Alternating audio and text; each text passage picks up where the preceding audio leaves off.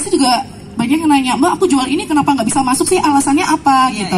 Pasti aku bilang ya pasti ada beberapa hal yang ketika kita kurasi kita lihat dari sosial medianya dulu. Kita kadang juga ngedatengin brandnya, datang produknya kita minta dulu, kita lihat secara langsung gitu. Jadi nggak hanya kita lihat visualnya aja, maksudnya dari sosial medianya aja. Kadang kita juga pengen lihat, oh ternyata bang bener ya, ini real banget produknya, oke nih untuk dijual. Dan ternyata banyak banget nih teman-teman yang mungkin kita kayak feeling sih, sebenarnya kita juga main feeling ya. Oh ini oke nih buat pasar, oh ini oke nih nextnya kalau kita ajak juga. Dan setiap event kan pasti kan juga berubah-ubah ya. Betul. Untuk tenannya. Kita dulu ada tenan yang mungkin ikut kita dari 2012, bahkan sekarang dia bisa ikut event internasional karena ikut di tempat kita terus juga, dan dia juga berprogres juga gitu loh. Jadi kita ikut senang juga kan, bisa bawa UMKM tuh bisa go international level up, sesuai dengan tema kita di sore hari. Nah, kalau Mbak Cynthia dari awal, ayo udah kirim aja nggak apa-apa segala macam. Kalau sekarang kan mungkin lebih established, lebih bisa mengkurasi gitu. Kalau dari Mbak Cynthia sendiri ada nggak sekarang kurasi khusus produk apa dari UMKM yang memang kita bisa bantu, tetapi juga punya kriteria khusus gitu. Kalau Mbak Cynthia sendiri ada nggak sih? Ada tentunya, karena kan aku bertanggung jawab atas followersku kan, audiensku. Jangan sampai misalnya ternyata bodong atau apa gitu lah istilahnya. Jadi biasanya aku lihat, kalau aku lihatnya dari sosial medianya, karena nggak mungkin aku minta kirimin barangnya dulu kan Mbak ya. Jadi aku lihat dari sosial medianya, dan di situ kan kelihatan dong, di situ udah ada yang nge-review. Berapa banyak orang yang ngomongin, terus pas aku cek linknya benar-benar tertuju di e-commerce-nya, direct to their e-commerce sama WhatsApp bisnisnya gitu. Jadi benar-benar ada tim aku sih yang mengkurasi itu semua. Jadi benar-benar oh ini secure, benar ini brandnya oke, dan aku suka. Yang paling penting adalah ini relate sama aku. Tadi yang jersey kan awal-awal aku kayak bingung kan, jadi oh yaudah nggak kirim aja. Gimana nih reviewnya jersey jarang pakai juga kan. Iya lucu sih. Cuman ya udah makin kesini ya itu sih yang aku lihat gitu poin-poinnya. Nah setelah bertahun-tahun menjadi seorang content creator dengan kurasi tersendiri gitu, dari Mbak Cynthia sendiri mulai nggak bisa ngelihat bahwa oh konten yang aku bikin ini bisa beneran gitu meningkatkan visibilitas dari UMKM gitu. Terutama kalau sekarang kita ngomonginnya di Solo ya, karena kita ada di Solo gitu. Ada boleh cerita nggak sih UMKM apa yang pernah di reach out sama Mbak Cynthia dan bagaimana akhirnya mereka terbantu sekali melalui konten yang Mbak Cynthia bikin? Betul, salah satunya kalau UMKM Solo yang dipakai sama Mbak Widya ini ya, dari disalin ya. Salah satu favorit aku. Ini lucu banget sih Bang. Iya, dan aku kalau menurut aku ngelihatnya itu adalah kalau di UMKM ini tips-tips juga ya. Kayak kalau selain tadi aku ngelihat fitnya harus bagus segala macam, itu harus benar-benar bagaimana bikin konten semenarik mungkin ya kan yang tadi. Terus cara aku untuk bisa UMKM terutama di bagian Solo ini bisa visible, jadinya aku tuh bikin konten, kalau aku sendiri kalau bikin konten itu tuh dari hati ya, dari hati apa adanya. Terus aku nge-reviewnya ya senatural mungkin, seorganik mungkin gitu loh. Jadi itu menurut aku yang bisa membantu. Jadi nggak hard selling gitu, soft selling. Jadi seakan-akan saat aku mereview, yang ngelihat story aku atau video aku tuh merasakan produk yang aku lagi review gitu. Terus apalagi ya kalau untuk itunya, contohnya gini deh, kalau buat UMKM, anakku Zidan ini lagi bikin, anakku yang pertama lagi bikin usaha kecil-kecilan F&B. Jadi lagi bikin cookies. Oh, usia berapa? 16, anakku yang pertama. Gede banget. Maaf ya, ini saya pikir usianya masih 5 tahun gitu ya, masih maksud aku usianya 16. Aku pikir Mbak Cynthia tuh kayak usia 20-an lah. Iya, beneran. Aku pikir under 30 gitu loh. Anakku udah mau kuliah yang pertama. Itu kayak satuan kita banget. Iya banget. Kita tuh ketemu Mbak Cynthia, ya ampun cantik banget kita gitu. Maaf ya Mbak, kita tadi berdua ketika Mbak Cynthia datang tuh kita omongin sih. Cantik banget. Kalian juga cari bude-bude ini aduh minder gitu. Kakak dong.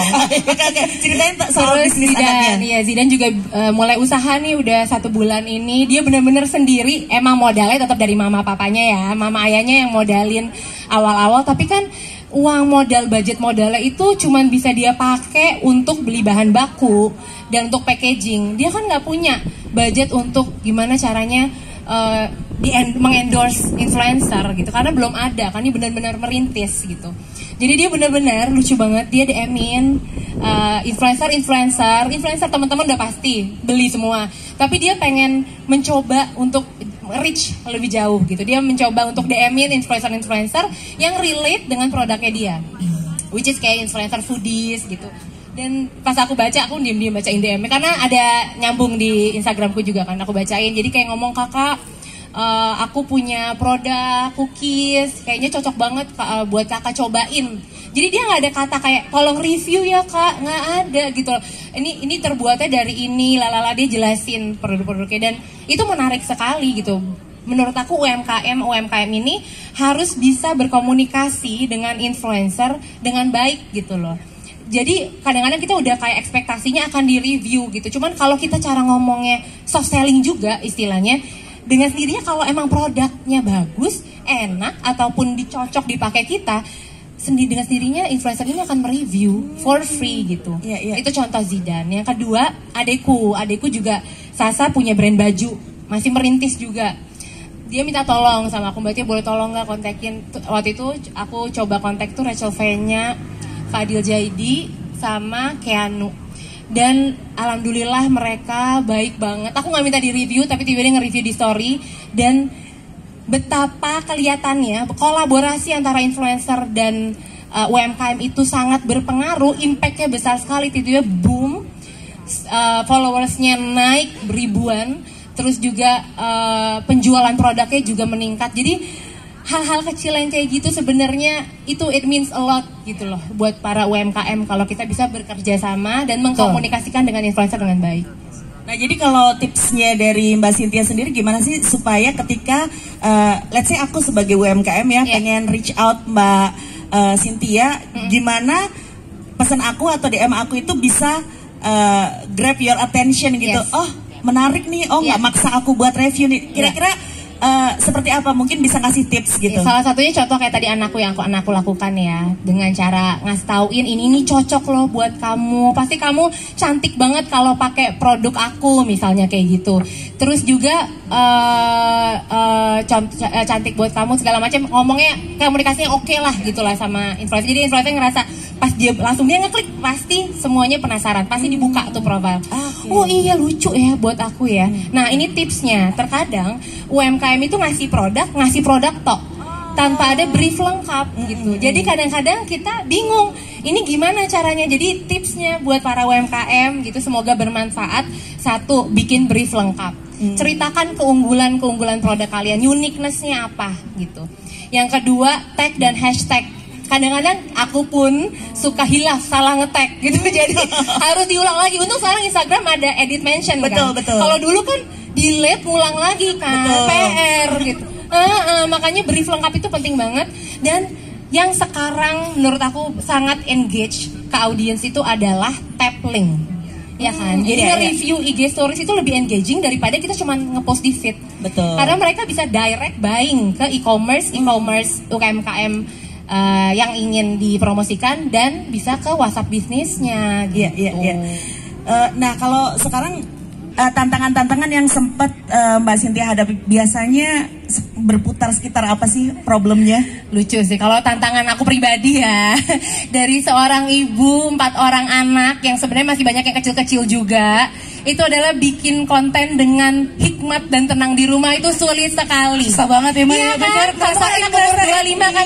Jadinya bener-bener kita retake terus kita bentar 30 detik aja mama mau bikin video gitu. Kalau kan udah malam, kita udah capek, udah ngantuk, anak udah baru pada tidur, mau nge-review udah ngamut. Iya.